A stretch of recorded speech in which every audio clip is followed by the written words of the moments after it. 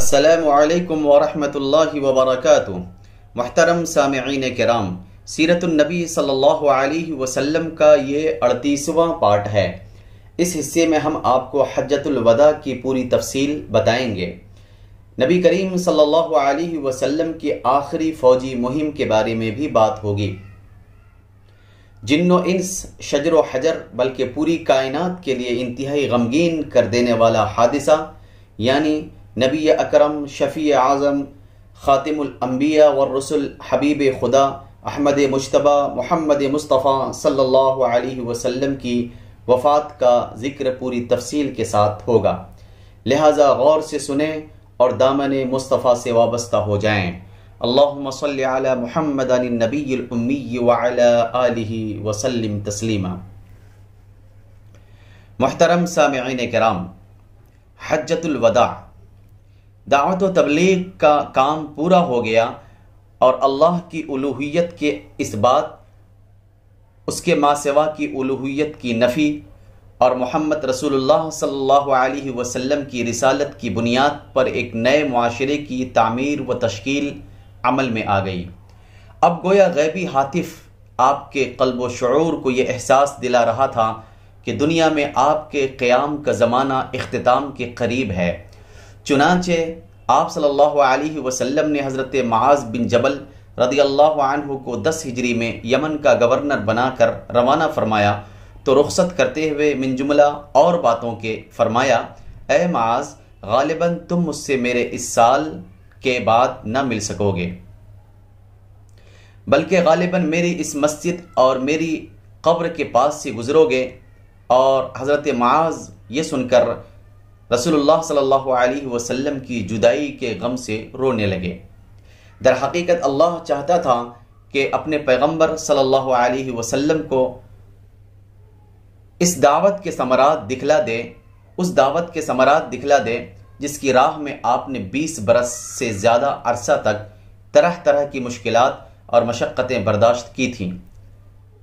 اور اس کی صورت یہ ہے کہ آپ حج کے موقع پر اطراف مکہ میں قیام قبائل عرب کے افراد و نمائندگان کے ساتھ جمع ہوں، پھر وہ آپ سے دین کے احکام و شرائع حاصل کریں اور آپ ان سے یہ شہادت لیں کہ آپ نے امانت ادا کر دی، پیغام رب کی تبلیغ فرما دی اور امت کی خیرخواہی کا حق ادا فرما دیا۔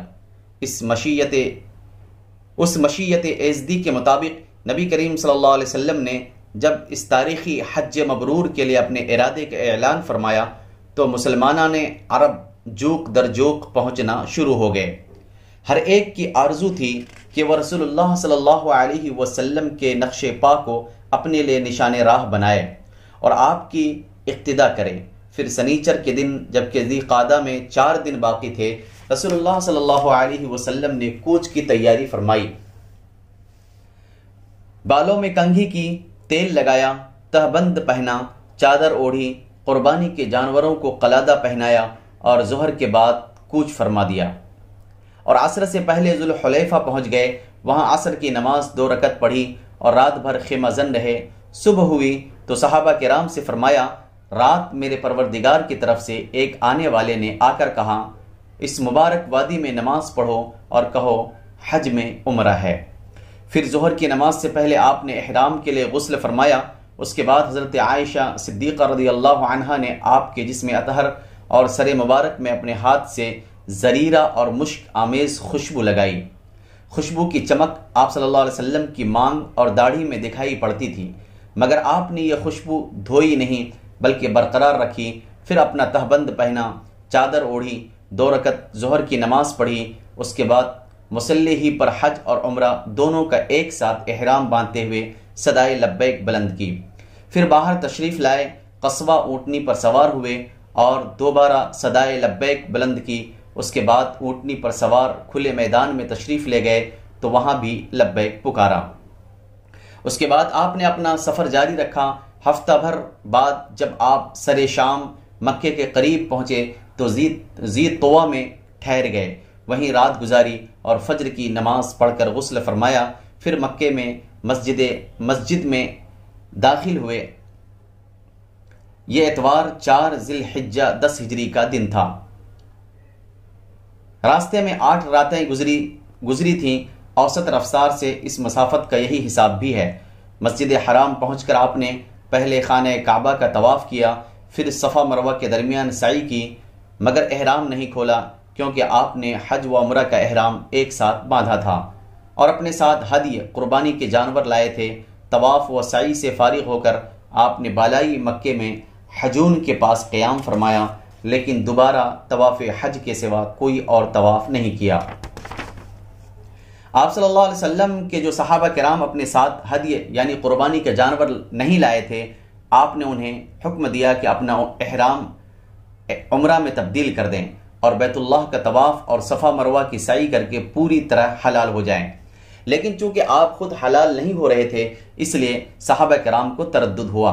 آپ نے فرمایا اگر میں اپنے معاملے کی وہ بات پہلے جان گیا ہوتا جو بعد میں معلوم ہوئی تو میں ہدیہ نہ لاتا، اور اگر میرے ساتھ ہدیہ نہ ہوتی تو میں بھی حلال ہو جاتا۔ آپ کا یہ ارشاد سن کر صحابہ کرام نے سر اطاعت خم کر دیا، اور جن کے پاس ہدیہ نہ تھی وہ حلال ہو گئے۔ ہدیہ یعنی قربانی کا جانور۔ 8 ذی الحجہ ترویہ کے دن آپ صلی اللہ علیہ وسلم منی تشریف لے گئے اور وہاں 9 ذی الحجہ کی صبح تک قیام فرمایا۔ ظہر، عصر، مغرب، عشاء اور فجر 5 وقت کی نمازیں وہیں پڑھیں، پھر اتنی دیر توقف فرمایا کہ سورج طلوع ہو گیا۔ اس کے بعد عرفہ کو چل پڑے۔ وہاں پہنچے تو وادی نمیرہ میں قبہ تیار تھا، اسی میں نزول فرمایا۔ جب سورج ڈھل گیا تو آپ صلی اللہ علیہ وسلم کے حکم سے قصوہ پر کجاوا کسا گیا اور آپ بطن وادی میں تشریف لے گئے۔ اس وقت آپ کے گرد 1,24,000 یا 1,44,000 انسانوں کا سمندر ٹھاٹھے مار رہا تھا۔ آپ نے ان کے درمیان ایک جامع خطبہ ارشاد فرمایا۔ آپ نے فرمایا لوگوں میری بات سن لو، کیونکہ میں نہیں جانتا غالباً اپنے اس سال کے بعد اس مقام پر تم سے کبھی نہ مل سکوں گا۔ تمہارا خون اور تمہارا مال ایک دوسرے پر اسی طرح حرام ہے جس طرح تمہارے آج کے دن کی، رواں مہینے کی اور موجودہ شہر کی حرمت ہے۔ سن لو جاہلیت کی ہر چیز میرے پاؤں تلے رونت دی گئی، جاہلیت کے خون بھی ختم کر دیے گئے، اور ہمارے خون میں سے پہلا خون جسے میں ختم کر رہا ہوں وہ ربیعہ بن حارث کے بیٹے کا خون ہے۔ یہ بچہ بنو سعد میں دودھ پی رہا تھا کہ انہی ایام میں قبیلہ حذیل نے اسے قتل کر دیا اور جاہلیت کا سود ختم کر دیا گیا، اور ہمارے سود میں سے پہلا سود جسے میں ختم کر رہا ہوں وہ عباس بن عبد المطلب کا سود ہے۔ اب یہ سارا کا سارا سود ختم ہے۔ ہاں، عورتوں کے بارے میں اللہ سے ڈرو، کیونکہ تم نے انہیں اللہ کی امانت کے ساتھ لیا ہے اور اللہ کے کلمے کے ذریعے حلال کیا ہے۔ ان پر تمہارا حق یہ ہے کہ وہ تمہارے بستر پر کسی ایسے شخص کو نہ آنے دیں جو تمہیں گوارا نہیں۔ اگر وہ ایسا کریں تو تم انہیں مار سکتے ہو، لیکن سخت مار نہ مارنا۔ اور تم پر ان کا حق یہ ہے کہ تم انہیں معروف کے ساتھ کھلاؤ اور پہناؤ۔ اور میں تم میں ایسی چیز چھوڑے جا رہا ہوں کہ اگر تم نے اسے مضبوطی سے پکڑے رکھا تو اس کے بعد ہرگز گمراہ نہ ہوگے، اور وہ ہے اللہ کی کتاب۔ لوگوں یاد رکھو میرے بعد کوئی نبی نہیں اور تمہارے بعد کوئی امت نہیں، لہٰذا اپنے رب کی عبادت کرنا، 5 وقت کی نماز پڑھنا، رمضان کے روزے رکھنا، خوشی خوشی اپنے مال کی زکوٰۃ دینا، اپنے پروردگار کے گھر کا حج کرنا اور اپنے حکمرانوں کی اطاعت کرنا، ایسا کرو گے تو اپنے پروردگار کی جنت میں داخل ہوگے۔ اور تم سے میرے متعلق پوچھا جانے والا ہے تو تم لوگ کیا کہو گے؟ صحابہ نے کہا ہم شہادت دیتے ہیں کہ آپ نے تبلیغ کر دی، پیغام پہنچا دیا اور خیر خواہی کا حق ادا فرما دیا۔ یہ سن کر آپ صلی اللہ علیہ وسلم نے انگشت شہادت کو آسمان کی طرف اٹھایا اور لوگوں کی طرف جھکاتے ہوئے 3 بار فرمایا اے اللہ گوارہ، اے اللہ گوارہ، اے اللہ گوارہ۔ آپ کے ارشادات کو ربیعہ بن امیہ بن خلف اپنی بلند آواز سے لوگوں تک پہنچا رہے تھے۔ جب آپ خطبہ سے فارغ ہو چکے تو اللہ عز و جل نے یہ آیت نازل فرمائی۔ اعوذ باللہ من الشیطان الرجیم، بسم اللہ الرحمن الرحیم، اليوم اکملت لکم دینکم وَأَتْمَمْتُ عَلَيْكُمْ نِعْمَتِي وَرَضِيتُ لَكُمُ الْإِسْلَامَ دِينًا۔ آج میں نے تمہارے لیے تمہارا دین مکمل کر دیا اور تم پر اپنی نعمت پوری کر دی اور تمہارے لیے اسلام کو بحیثیت دین پسند کر لیا۔ حضرت عمر رضی اللہ عنہ نے یہ آیت سنی تو رونے لگے۔ دریافت کیا گیا کہ آپ کیوں رو رہے ہیں؟ فرمایا اس لیے کہ کمال کے بعد نقص ہی تو ہے۔ خطبہ کے بعد حضرت بلال رضی اللہ عنہ نے اذان اور پھر اقامت کہی۔ رسول اللہ صلی اللہ علیہ وسلم نے ظہر کی نماز پڑھائی، اس کے بعد حضرت بلال نے پھر اقامت کہی اور آپ نے عصر کی نماز پڑھائی، اور ان دونوں نمازوں کے درمیان کوئی اور نماز نہیں پڑھی۔ اس کے بعد سوار ہو کر آپ جائے وقوف پر تشریف لے گئے، اپنی اونٹنی قصوہ کا شکم چٹانوں کی جانب کیا اور حبل مشاط یعنی پیدل چلنے والوں کی راہ میں واقع ریتیلے تودے کو حبل مشاط کہتے ہیں، اور حبل مشاط کو سامنے کیا اور قبلہ رخ مسلسل اسی حالت میں وقوف فرمایا یہاں تک کہ سورج غروب ہونے لگا۔ تھوڑی زردی ختم ہوئی، پھر سورج کی ٹکیا غائب ہو گئی۔ اس کے بعد آپ نے حضرت اسامہ رضی اللہ عنہ کو پیچھے بٹھایا اور وہاں سے روانہ ہو کر مزدلفہ تشریف لائے۔ مزدلفہ میں مغرب اور عشاء کی نمازیں ایک اذان اور 2 اقامت سے پڑھیں، درمیان میں کوئی نفل نماز نہیں پڑھی۔ اس کے بعد آپ لیٹ گئے اور طلوع فجر تک لیٹے رہے۔ البتہ صبح نمودار ہوتے ہی اذان و اقامت کے ساتھ فجر کی نماز پڑھی۔ اس کے بعد قصوہ پر سوار ہو کر مشعر حرام تشریف لائے اور قبلہ رخ ہو کر اللہ سے دعا کی اور اس کی تکبیر و تحلیل اور توحید کے کلمات کہے۔ یہاں اتنی دیر تک ٹھہرے رہے کہ خوب اجالا ہو گیا۔ اس کے بعد سورج طلوع ہونے سے پہلے مینا کے لیے روانہ ہو گئے اور اب کی بار حضرت فضل بن عباس رضی اللہ عنہما کو اپنے پیچھے سوار کیا۔ بطن محصر میں پہنچے تو سواری کو ذرا تیزی سے دوڑایا، پھر جو درمیانی راستہ جمرہ کبریٰ پر نکلتا تھا اس سے چل کر جمرہ کبریٰ پر پہنچے۔ اس زمانے میں وہاں ایک درخت بھی تھا اور جمرہ کبریٰ اس درخت کی نسبت سے بھی معروف تھا۔ اس کے علاوہ جمرہ کبریٰ کو جمرہ عقبہ اور جمرہ اولیٰ بھی کہتے ہیں۔ پھر آپ نے جمرہ کبریٰ کو 7 کنکریاں ماری، پھر ہر کنکری کے ساتھ تکبیر کہتے جاتے تھے۔ کنکریاں چھوٹی چھوٹی تھیں جنہیں چٹکی میں لے کر چلایا جا سکتا تھا۔ آپ صلی اللہ علیہ وسلم نے یہ کنکریاں بطن وادی میں کھڑے ہو کر ماری تھیں۔ اس کے بعد آپ قربان گاہ تشریف لے گئے اور اپنے دست مبارک سے 63 اونٹ ذبح کیے، پھر حضرت علی رضی اللہ عنہ کو سونپ دیا اور انہوں نے بقیہ 37 اونٹ ذبح کیے۔ اس طرح 100 اونٹ کی تعداد پوری ہو گئی۔ آپ نے حضرت علی کو بھی اپنی ہدیہ یعنی قربانی میں شریک فرما لیا تھا۔ اس کے بعد آپ کے حکم سے ہر اونٹ کا ایک ایک ٹکڑا کاٹ کر ہانڈی میں ڈالا اور پکایا گیا۔ پھر آپ نے اور حضرت علی نے اس گوشت میں سے کچھ تناول فرمایا اور اس کا شوربہ پیا۔ بعد ازاں رسول اللہ صلی اللہ علیہ وسلم سوار ہو کر مکہ تشریف لے گئے، بیت اللہ کا طواف فرمایا، اسے طواف افاضہ کہتے ہیں، اور مکہ ہی میں ظہر کی نماز ادا فرمائی۔ پھر چاہے زمزم پر بنو عبد المطلف کے پاس تشریف لے گئے۔ وہ حجاج کرام کو زمزم کا پانی پلا رہے تھے۔ آپ نے فرمایا، بنو عبد المطلف تم لوگ پانی کھینچو، اگر یہ اندیشہ نہ ہوتا کہ پانی پلانے کے اس کام میں لوگ تمہیں مغلوب کر دیں گے تو میں بھی تم لوگوں کے ساتھ کھینچتا۔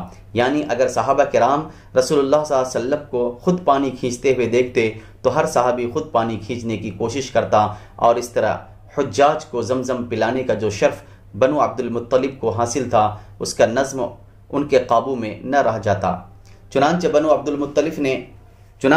المطلب نے آپ کو ایک ڈول پانی دیا اور آپ نے اس میں سے حسب خواہش پیا۔ آج یوم النحر تھا، یعنی ذی الحجہ کی 10 تاریخ تھی۔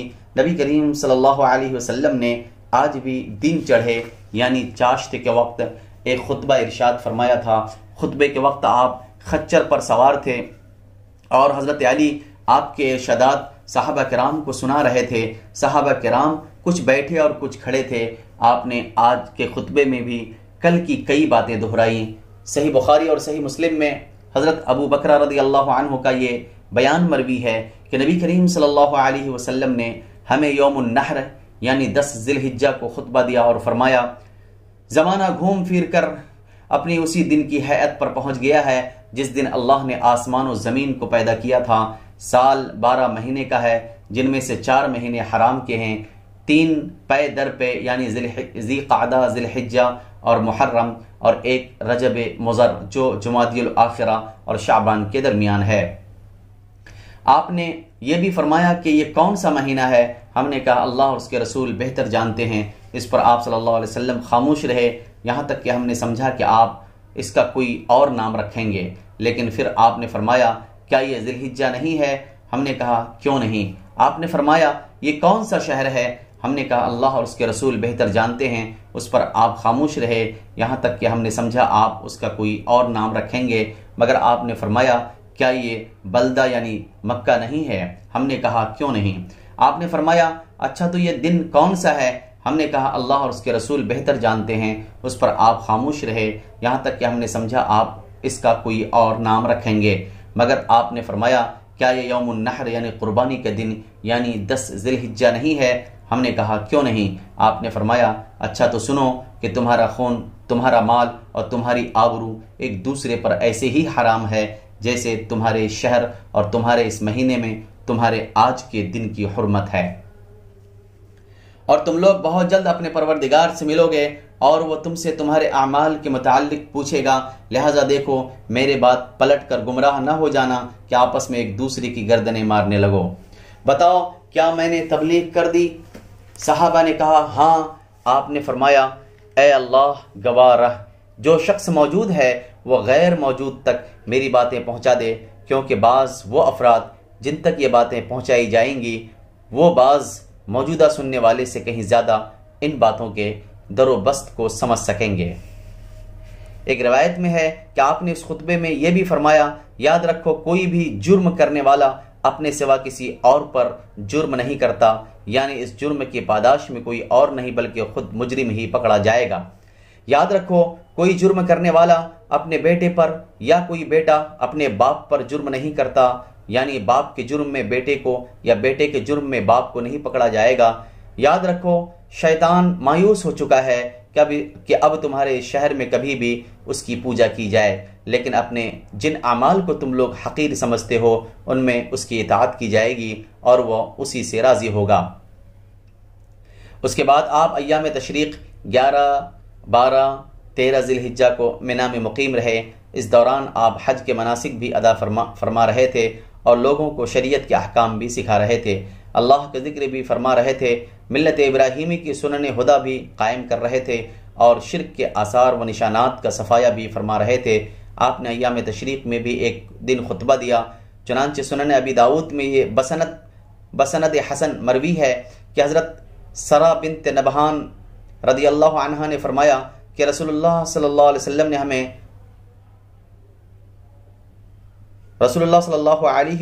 نے ہمیں روز کے دن خطبہ دیا اور فرمایا کہ ایام تشریق کا درمیانی دن نہیں ہے، یہ ایام تشریق کا درمیانی دن نہیں ہے۔ آپ صلی اللہ علیہ وسلم کا آج کا خطبہ بھی کل یعنی یوم النحر کے خطبے جیسا تھا اور یہ خطبہ سورہ نصر کے نزول کے بعد دیا گیا۔ ایام تشریق کے خاتمے پر دوسرے یوم النصر کو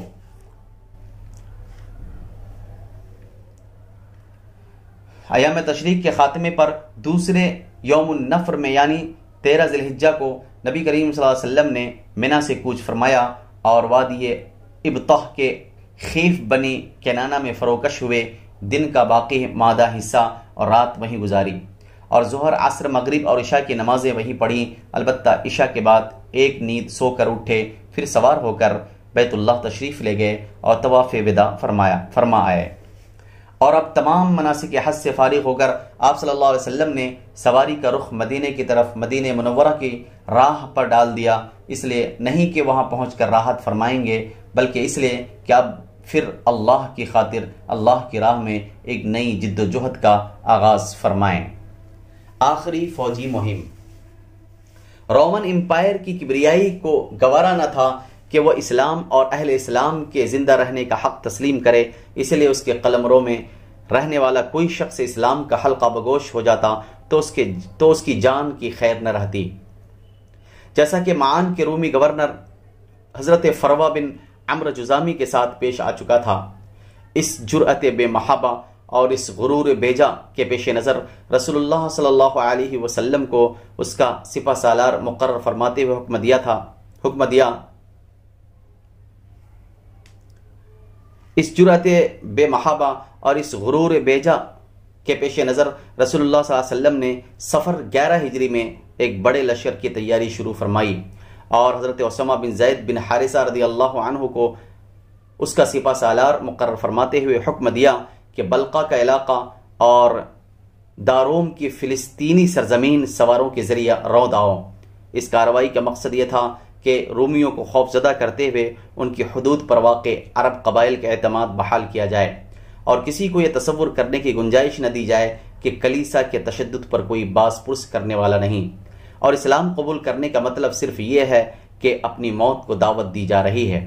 اس موقع پر کچھ لوگوں نے سپہ سالار کی نوعمری کو نکتہ چینی کا نشانہ بنایا اور اس مہم کے اندر شمولیت میں تاخیر کی۔ اس پر رسول اللہ صلی اللہ علیہ وسلم نے فرمایا کہ اگر تم لوگ ان کی سپہ سالاری پر تانہ زنی کر رہے ہو تو ان سے پہلے ان کے والد کی سپہ سالاری پر تانہ زنی کر چکے ہو، حالانکہ وہ خدا کی قسم سپہ سالاری کے اہل تھے اور میرے نزدیک محبوب ترین لوگوں میں سے تھے، اور یہ بھی ان کے بعد میرے نزدیک محبوب ترین لوگوں میں سے ہیں۔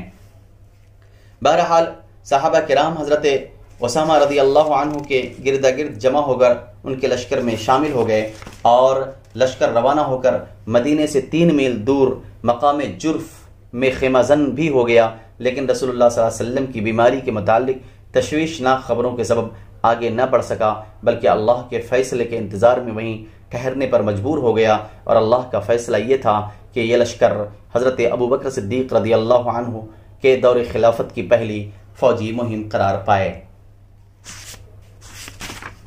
رفیق اعلیٰ کی جانب نبی کریم صلی اللہ علیہ وسلم کی وفات کے تعلق سے گفتگو ہو رہی ہے۔ الوداعی آثار۔ جب دعوت دین مکمل ہو گئی اور عرب کی نکیل اسلام کے ہاتھ میں آ گئی تو رسول اللہ صلی اللہ علیہ وسلم کے جذبات و احساسات، احوال و ظروف اور گفتار و کردار سے ایسی علامات نمودار ہونا شروع ہوئیں جن سے معلوم ہوتا تھا کہ اب آپ صلی اللہ علیہ وسلم اس حیات مستعار کو اور اس جہان فانی کے باشندگان کو الوداع کہنے والے ہیں۔ مثلا آپ صلی اللہ علیہ وسلم نے رمضان 10 ہجری میں 20 دن اعتکاف فرمایا، جبکہ ہمیشہ 10 ہی دن اعتکاف فرمایا کرتے تھے۔ پھر حضرت جبرائیل علیہ السلام نے آپ کو اس سال 2 مرتبہ قرآن کا دور کرایا، جبکہ ہر سال ایک ہی مرتبہ دور کرایا کرتے تھے۔ آپ صلی اللہ علیہ وسلم نے حجۃ الوداع میں فرمایا، مجھے معلوم نہیں غالباً میں اس سال کے بعد اپنے اس مقام پر تم لوگوں سے کبھی نہ مل سکوں گا۔ جمرہ عقبہ کے پاس فرمایا، مجھ سے اپنے حج کے اعمال سیکھ لو کیونکہ میں اس سال کے بعد غالباً حج نہ کر سکوں گا۔ آپ پر ایام تشریق کے وسط میں سورہ نصر نازل ہوئی اور اس سے آپ نے سمجھ لیا کہ اب دنیا سے روانگی کا وقت آن پہنچا ہے اور یہ موت کی اطلاع ہے۔ اوائل سفر 11 ہجری میں آپ صلی اللہ علیہ وسلم دامن احد میں تشریف لے گئے اور شہداء کے لیے اس طرح دعا فرمائی گویا زندوں اور مردوں سے رخصت ہو رہے ہیں۔ پھر واپس آ کر ممبر پر فروکش ہوئے اور فرمایا، میں تمہارا میر کارواں ہوں اور تم پر گواہ ہوں۔ بخدا میں اس وقت اپنا حوض یعنی حوض کوثر دیکھ رہا ہوں، مجھے زمین اور زمین کے خزانوں کی کنجیاں عطا کی گئی ہیں، اور بخدا مجھے یہ خوف نہیں کہ تم میرے بعد شرک کرو گے، بلکہ اندیشہ اس کا ہے کہ دنیا کے بارے میں تنافس کرو گے۔ ایک روز نصف رات کو آپ صلی اللہ علیہ وسلم بقی تشریف لے گئے اور اہل بقی کے لیے دعائے مغفرت کی۔ فرمایا، اے قبر والو، تم پر سلام، لوگ جس حال میں ہیں اس کے مقابل تمہیں وہ حال مبارک ہو جس میں تم ہو۔ فتنے تاریک رات کے ٹکڑوں کی طرح ایک کے پیچھے ایک چلے آ رہے ہیں اور بعد والا پہلے والے سے زیادہ برا ہے۔ اس کے بعد یہ کہہ کر اہل قبور کو بشارت دی کہ ہم بھی تم سے آ ملنے والے ہیں۔ مرض کا آغاز 29 صفر 11 ہجری روز دوشنبہ کو رسول اللہ صلی اللہ علیہ وسلم ایک جنازے میں بقی تشریف لے گئے۔ واپسی پر راستے ہی میں درد سر شروع ہو گیا اور حرارت اتنی تیز ہو گئی کہ سر پر بدی ہوئی پٹی کے اوپر سے محسوس کی جانے لگی۔ یہ آپ صلی اللہ علیہ وسلم کے مرض الموت کا آغاز تھا۔ آپ نے اسی حالت مرض میں 11 دن نماز پڑھائی۔ مرض کی کل مدت 13 یا 14 دن تھی۔ آخری ہفتہ رسول اللہ صلی اللہ علیہ وسلم کی طبیعت روز بروز بوجھل ہوتی جا رہی تھی۔ اس دوران آپ ازواج مطہرات سے پوچھتے رہتے تھے کہ میں کل کہاں رہوں گا، میں کل کہاں رہوں گا۔ اس سوال سے آپ کا جو مقصود تھا ازواج مطہرات اسے سمجھ گئیں، چنانچہ انہوں نے اجازت دے دی کہ آپ صلی اللہ علیہ وسلم جہاں چاہیں رہیں۔ اس کے بعد آپ صلی اللہ علیہ وسلم حضرت عائشہ صدیقہ رضی اللہ عنہا کے مکان میں منتقل ہو گئے۔ منتقلی کے وقت حضرت فضل بن عباس اور علی بن ابی طالب رضی اللہ عنہما کے درمیان ٹیک لگا کر چل رہے تھے، سر پر پٹی بدھی تھی اور پاؤں زمین پر گھسٹ رہے تھے۔ اس کیفیت کے ساتھ آپ حضرت عائشہ کے مکان میں تشریف لائے اور پھر حیات مبارکہ کا آخری ہفتہ وہیں گزارا۔ حضرت عائشہ صدیقہ رضی اللہ عنہا معوذات اور رسول اللہ صلی اللہ علیہ وسلم سے حفظ کی ہوئی دعائیں پڑھ کر آپ پر دم کرتی رہتی تھیں اور برکت کی امید میں آپ کا ہاتھ آپ کے جسم مبارک پر پھرتی رہتی تھیں۔ وفات سے 5 دن پہلے روز چہارشنبہ بدھ کو جسم کی حرارت میں مزید شدت آ گئی، جس کی وجہ سے تکلیف بھی بڑھ گئی اور غشی طاری ہو گئی۔ آپ صلی اللہ علیہ وسلم نے فرمایا، مجھ پر مختلف کنووں کے 7 مشکیزیں بہاؤ تاکہ میں لوگوں کے پاس جا کر وصیت کر سکوں۔ اس کی تکمیل کرتے ہوئے آپ صلی اللہ علیہ وسلم کو ایک لگن میں بٹھا دیا گیا اور آپ کے اوپر اتنا پانی ڈالا گیا کہ آپ بس بس کہنے لگے۔ اس وقت آپ صلی اللہ علیہ وسلم نے کچھ تخفیف محسوس کی اور مسجد میں تشریف لے گئے۔ سر پر پٹی بدھی ہوئی تھی، ممبر پر فروکش ہوئے اور بیٹھ کر خطبہ دیا۔ صحابہ کرام گردا گرد جمع تھے۔ فرمایا، یہود و نصارہ پر اللہ کی لعنت کہ انہوں نے اپنے انبیاء کی قبروں کو مساجد بنایا۔ ایک روایت میں ہے کہ یہود و نصارہ پر اللہ کی مار کہ انہوں نے اپنے انبیاء کی قبروں کو مسجد بنا لیا۔ آپ صلی اللہ علیہ وسلم نے یہ بھی فرمایا، تم لوگ میری قبر کو بت نہ بنانا کہ اس کی پوجا کی جائے۔ پھر آپ صلی اللہ علیہ وسلم نے اپنے آپ کو قصاص کے لیے پیش کیا اور فرمایا، میں نے کسی کی پیٹھ پر کوڑا مارا ہو تو یہ میری پیٹھ حاضر ہے اور وہ بدلہ لے لے، اور اگر کسی کی آبرو پر حرف رکھا ہو تو میں حاضر ہوں، بدلہ لے لے۔ اس کے بعد آپ ممبر سے نیچے تشریف لے آئے، ظہر کی نماز پڑھائی اور پھر ممبر پر تشریف لے گئے اور عداوت وغیرہ سے متعلق اپنی پچھلی باتیں دہرائیں۔ ایک شخص نے کہا، آپ کے ذمہ میرے 3 درہم باقی ہیں۔ آپ صلی اللہ علیہ وسلم نے فضل بن عباس رضی اللہ عنہما سے فرمایا، انہیں ادا کر دو۔ اس کے بعد انصار کے بارے میں وصیت فرمایا، میں تمہیں انصار کے بارے میں وصیت کرتا ہوں کیونکہ وہ میرے قلب و جگر ہیں۔ انہوں نے اپنی ذمہ داری پوری کر دی مگر ان کے حقوق باقی رہ گئے ہیں، لہٰذا ان کے نیکوکار سے قبول کرنا اور ان کے بدکار سے درگزر کرنا۔ ایک روایت میں ہے کہ آپ صلی اللہ علیہ وسلم نے فرمایا، لوگ بڑھتے جائیں گے اور انصار گھٹتے جائیں گے یہاں تک کہ کھانے میں نمک کی طرح ہو جائیں گے، لہٰذا تمہارا جو آدمی کسی نفع اور نقصان پہنچانے والے کام کا والی ہو تو وہ ان کے نیکوکاروں سے قبول کرے اور ان کے بدکاروں سے درگزر کرے۔ اس کے بعد آپ صلی اللہ علیہ وسلم نے فرمایا، ایک بندے کو اللہ نے اختیار دیا کہ وہ یا تو دنیا کی چمک دمک اور زیب و زینت میں سے جو کچھ چاہے اللہ اسے دے دے، یا اللہ کے پاس جو کچھ ہے اسے اختیار کرے۔ تو اس بندے نے اللہ کے پاس والی چیز کو اختیار کر لیا۔ ابو سعید خدری رضی اللہ عنہ کا بیان ہے کہ یہ بات سن کر ابو بکر رضی اللہ عنہ رونے لگے اور فرمایا، ہم اپنے ماں باپ سمیت آپ پر قربان۔ اس پر ہمیں تعجب ہوا۔ لوگوں نے کہا، اس بڈھے کو دیکھو، رسول اللہ صلی اللہ علیہ وسلم تو ایک بندے کے بارے میں یہ بتا رہے ہیں کہ اللہ نے اسے اختیار دیا کہ دنیا کی چمک دمک اور زیب و زینت میں سے جو چاہے اللہ اسے دے دے، یا وہ اللہ کے پاس جو کچھ ہے اسے اختیار کر لے۔ اور یہ بڈھا کہہ رہا ہے کہ ہم اپنے ماں باپ کے ساتھ آپ پر قربان۔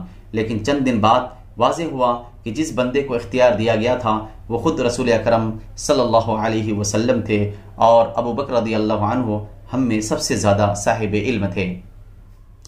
پھر رسول اللہ صلی اللہ علیہ وسلم نے فرمایا، مجھ پر اپنی رفاقت اور مال میں سب سے زیادہ صاحب احسان ابو بکر ہیں، اور اگر میں اپنے رب کے علاوہ کسی اور کو خلیل بناتا تو ابو بکر کو خلیل بناتا، لیکن ان کے ساتھ اسلام کی اخوت و محبت کا تعلق ہے۔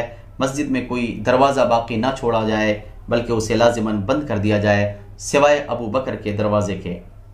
4 دن پہلے، وفات سے 4 دن پہلے جمعرات کو جبکہ آپ صلی اللہ علیہ وسلم سخت تکلیف سے دوچار تھے، فرمایا، لاؤ میں تمہیں ایک تحریر لکھ دوں جس کے بعد تم لوگ کبھی گمراہ نہ ہوگے۔ اس وقت گھر میں کئی آدمی تھے جن میں حضرت عمر رضی اللہ عنہ بھی تھے۔ انہوں نے کہا آپ پر تکلیف کا غلبہ ہے اور تمہارے پاس قرآن ہے، بس اللہ کی یہ کتاب تمہارے لیے کافی ہے۔ اس پر گھر کے اندر موجود لوگوں میں اختلاف پڑ گیا اور وہ جھگڑ پڑے۔ کوئی کہہ رہا تھا لاؤ رسول اللہ صلی اللہ علیہ وسلم لکھ دیں، اور کوئی وہی کہہ رہا تھا جو حضرت عمر رضی اللہ عنہ نے کہا تھا۔ اس طرح لوگوں نے جب زیادہ شور و شغب اور اختلاف کیا تو رسول اللہ صلی اللہ علیہ وسلم نے فرمایا میرے پاس سے اٹھ جاؤ۔ پھر اسی روز آپ صلی اللہ علیہ وسلم نے 3 باتوں کی وصیت فرمائی۔ ایک اس بات کی وصیت کی کہ یہود و نصارہ اور مشرکین کو جزیرۃ العرب سے نکال دینا۔ دوسرے اس بات کی وصیت کی کہ وفود کی اسی طرح نوازش کرنا جس طرح آپ صلی اللہ علیہ وسلم کیا کرتے تھے۔ البتہ تیسری بات کو راوی بھول گیا، غالباً یہ کتاب و سنت کو مضبوطی سے پکڑے رہنے کی وصیت تھی، یا لشکر اسامہ کو نافذ کرنے کی وصیت تھی، یا آپ صلی اللہ علیہ وسلم کی ارشاد تھا کہ نماز اور تمہارے زیر دست یعنی غلاموں اور لونڈیوں کا خیال رکھنا۔ رسول اللہ صلی اللہ علیہ وسلم مرض کی شدت کے باوجود اس دن تک یعنی وفات سے 4 دن پہلے جمعرات تک تمام نمازیں خود ہی پڑھایا کرتے تھے۔ اس روز بھی مغرب کی نماز آپ صلی اللہ علیہ وسلم ہی نے پڑھائی اور اس میں سورہ والمرسلات عرفا پڑھی، لیکن عشاء کے وقت مرض کا ثقل اتنا بڑھ گیا کہ مسجد میں جانے کی طاقت نہ رہی۔ حضرت عائشہ صدیقہ رضی اللہ عنہا کا بیان ہے کہ نبی کریم صلی اللہ علیہ وسلم نے دریافت فرمایا کہ کیا لوگوں نے نماز پڑھ لی؟ ہم نے کہا نہیں یا رسول اللہ، اور وہ آپ کا انتظار کر رہے ہیں۔ آپ نے فرمایا میرے لیے لگن میں پانی رکھو۔ ہم نے ایسا ہی کیا۔ آپ نے غسل فرمایا اور اس کے بعد اٹھنا چاہا، لیکن آپ پر غشی طاری ہو گئی۔ پھر افاقہ ہوا تو آپ نے دریافت کیا کیا لوگوں نے نماز پڑھ لی؟ ہم نے کہا نہیں یا رسول اللہ، اور وہ آپ کا انتظار کر رہے ہیں۔ اس کے بعد دوبارہ اور پھر 6 بارہ وہی بات پیش آئی جو پہلی بار پیش آ چکی تھی کہ آپ نے غسل فرمایا، پھر اٹھنا چاہا تو آپ پر غشی طاری ہو گئی۔ بالآخر آپ نے حضرت ابو بکر رضی اللہ عنہ کو کہلوا بھیجا کہ وہ لوگوں کو نماز پڑھائیں۔ چنانچہ ابو بکر رضی اللہ عنہ نے ان ایام میں نماز پڑھائی، یعنی نبی کریم صلی اللہ علیہ وسلم کی حیات مبارکہ میں ان کی پڑھائی ہوئی نمازوں کی تعداد 17 ہے۔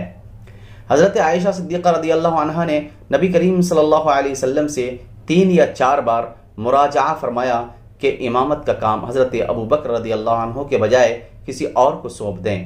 ان کا منشا یہ تھا کہ لوگ ابو بکر کے بارے میں بدشگون نہ ہوں، لیکن نبی کریم صلی اللہ علیہ وسلم نے ہر بار انکار فرما دیا اور فرمایا تم سب یوسف والیاں ہو، ابو بکر رضی اللہ عنہ کو حکم دو وہ لوگوں کو نماز پڑھائیں۔ 1 دن یا 2 دن پہلے سنیچر یا اتوار کو نبی کریم صلی اللہ علیہ وسلم نے اپنی طبیعت میں قدر تخفیف محسوس کی، چنانچہ وہ آدمیوں کے درمیان چل کر ظہر کی نماز کے لیے تشریف لائے۔ اس وقت ابو بکر رضی اللہ عنہ صحابہ کرام کو نماز پڑھا رہے تھے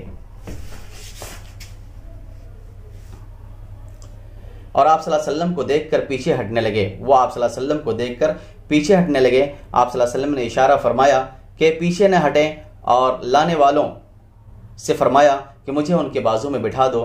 چنانچہ آپ کو ابو بکر رضی اللہ عنہ کے بائیں بٹھا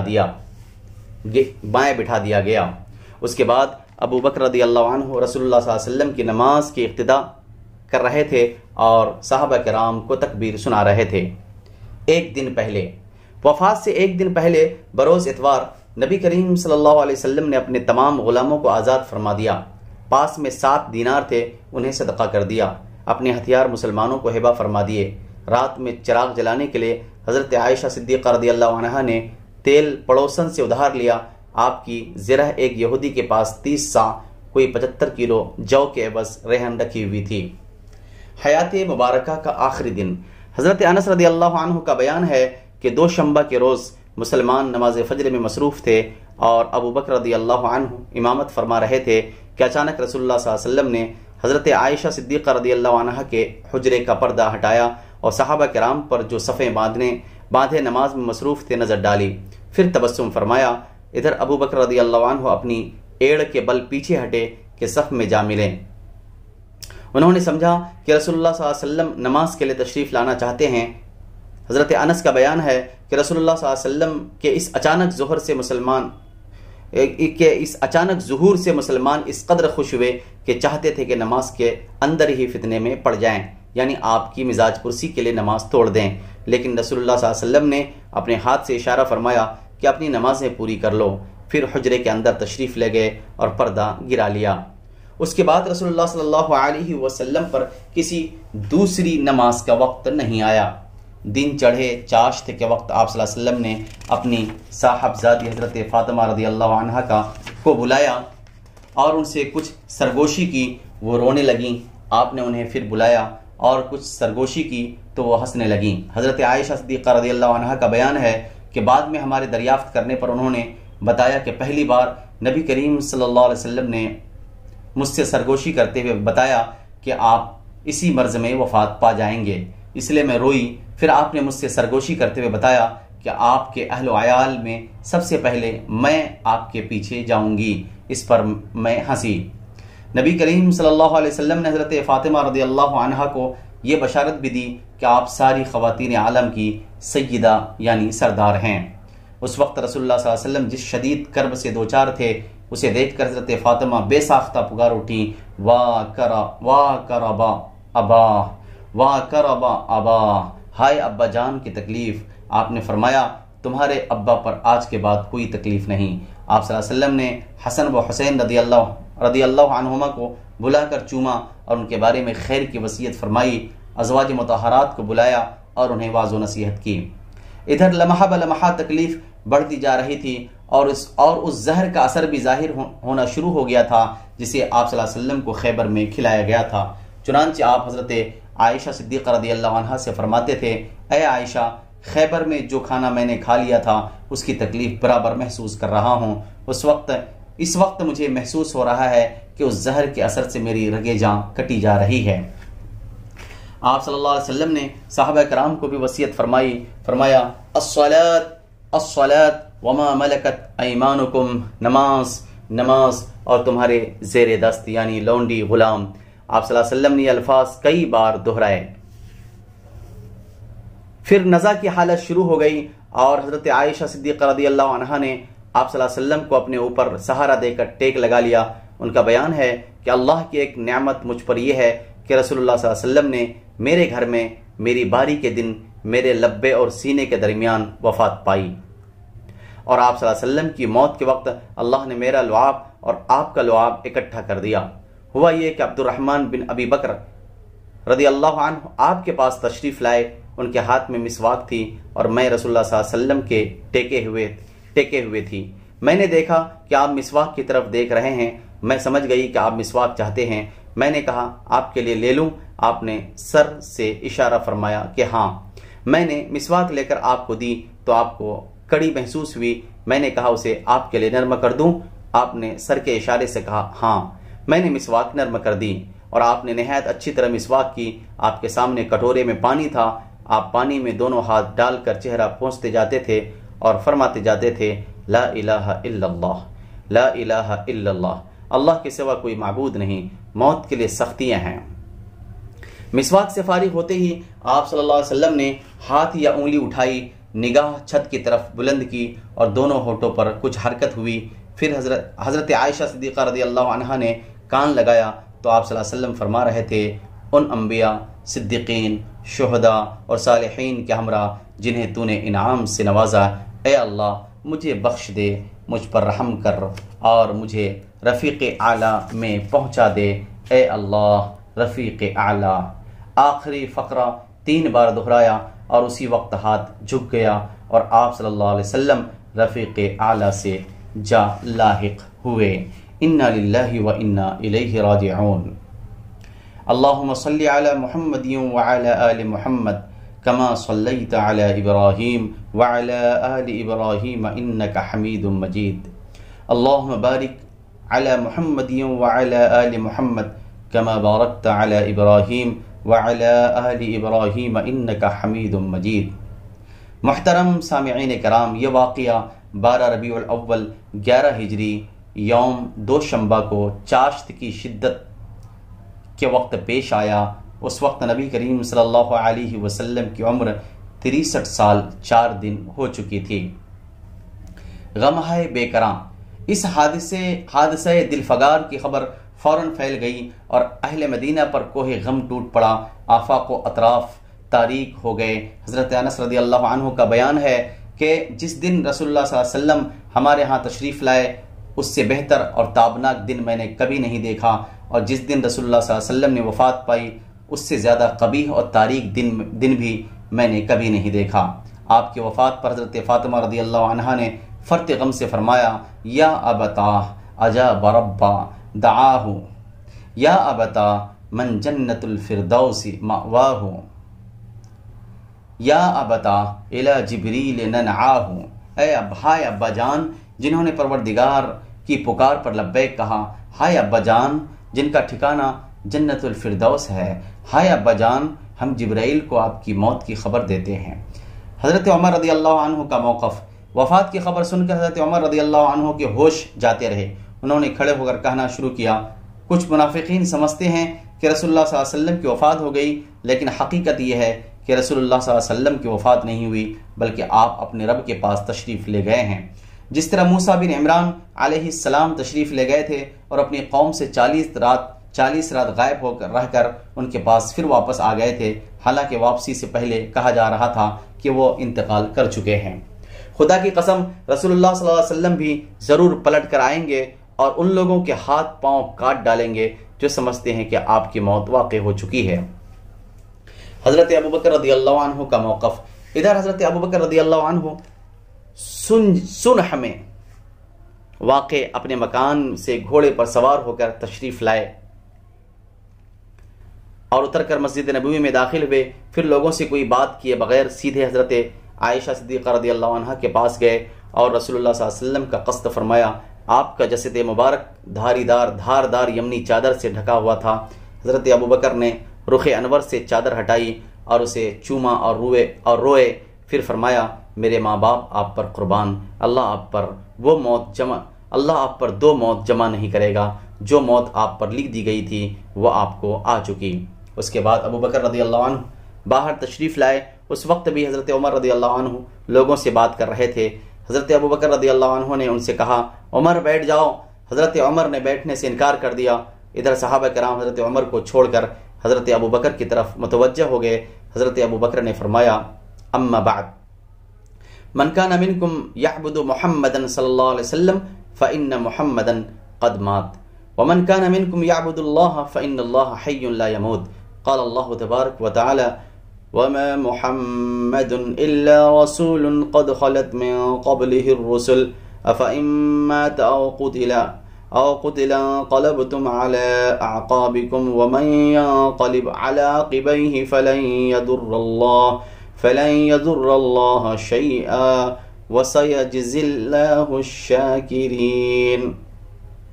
اما بعد، تم میں سے جو شخص محمد کی پوجا کرتا تھا تو وہ جان لے کہ محمد صلی اللہ علیہ وسلم کی موت واقع ہو چکی ہے، اور تم میں سے جو شخص اللہ کی عبادت کرتا تھا تو یقیناً اللہ ہمیشہ زندہ رہنے والا ہے، کبھی نہیں مرے گا۔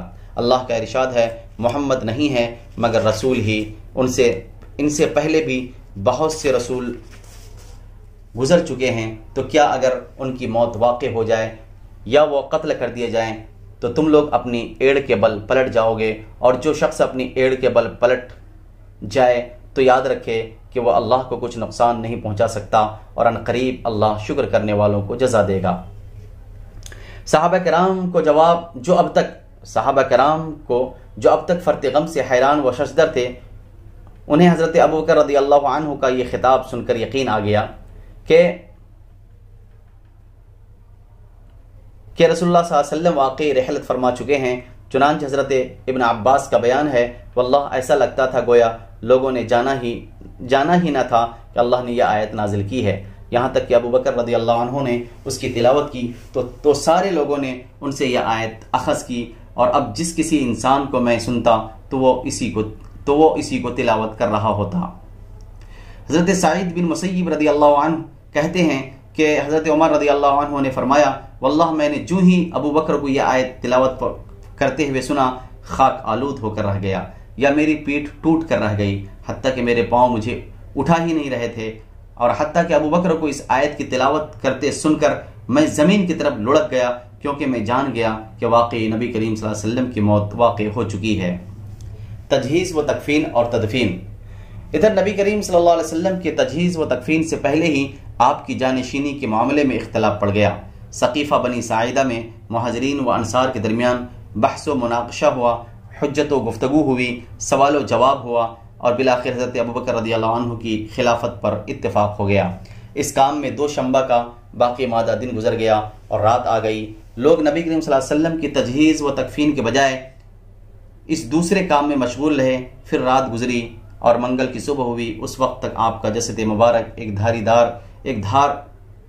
دھاری دار یمنی چادر سے ڈھکا بستر ہی پر رہا۔ گھر کے لوگوں نے باہر سے دروازہ بند کر دیا تھا۔ منگل کے روز آپ صلی اللہ علیہ وسلم کو کپڑے اتارے بغیر غسل دیا گیا۔ غسل دینے والے حضرات یہ تھے: حضرت عباس، حضرت علی، حضرت عباس کے 2 صاحب زدگان فضل اور قسم، رسول اللہ صلی اللہ علیہ وسلم کے آزاد کردہ غلام شقران، حضرت اسامہ بن زید اور اوس بن خولی رضی اللہ عنہم۔ حضرت عباس، فضل اور قسم آپ صلی اللہ علیہ وسلم کی کروٹ بدل رہے تھے۔ حضرت اسامہ اور شقران پانی بہا رہے تھے۔ حضرت علی رضی اللہ عنہ غسل دے رہے تھے اور حضرت اوس نے آپ کو اپنے سینے سے ٹیک رکھا تھا۔ اس کے بعد آپ کو 3 سفید یمنی چادروں میں کفنایا گیا۔ ان میں کرتا اور پگڑی نہ تھی، بس آپ صلی اللہ علیہ وسلم کو چادروں ہی میں لپیٹ دیا گیا تھا۔ آپ صلی اللہ علیہ وسلم کے آخری آرام گاہ کے بارے میں بھی صحابہ کرام کی رائیں مختلف تھیں، لیکن حضرت ابوبکر رضی اللہ عنہ نے فرمایا کہ میں نے رسول اللہ صلی اللہ علیہ وسلم کو یہ فرماتے سنا ہے کہ کوئی نبی بھی نہیں اٹھایا گیا مگر اس کی تدفین وہیں ہوئی جہاں اٹھایا گیا۔ اس فیصلے کے بعد حضرت ابو طلحہ رضی اللہ عنہ نے آپ کا وہ بستر اٹھایا جس پر آپ کی وفات ہوئی تھی اور اسی کے نیچے قبر کھودی۔ قبر لحد والی یعنی بغلی کھودی گئی تھی۔ اس کے بعد باری باری 10 صحابہ کرام نے حجرہ شریف میں داخل ہو کر نماز جنازہ پڑھی۔ کوئی امام نہ تھا۔ سب سے پہلے آپ کے خانوادہ بنو ہاشم نے نماز جنازہ پڑھی، پھر مہاجرین نے، پھر انصار نے، پھر مردوں کے بعد عورتوں نے اور ان کے بعد بچوں نے۔ نماز جنازہ پڑھنے میں منگل کا پورا دن گزر گیا اور 4 شنبہ یعنی بدھ کی رات آ گئی۔ رات میں آپ صلی اللہ علیہ وسلم کے جسد پاک کو سپرد خاک کیا گیا۔ چنانچہ حضرت عائشہ صدیقہ رضی اللہ عنہا کا بیان ہے کہ ہمیں رسول اللہ صلی اللہ علیہ وسلم کی تدفین کا علم نہ ہوا یہاں تک کہ ہم نے بدھ کی رات کے درمیانی اوقات میں پھاوڑوں کی آواز سنی۔ اللہم صلی علی محمد وعلی آل محمد بارک وسلم۔ السلام علیکم ورحمۃ اللہ وبرکاتہ۔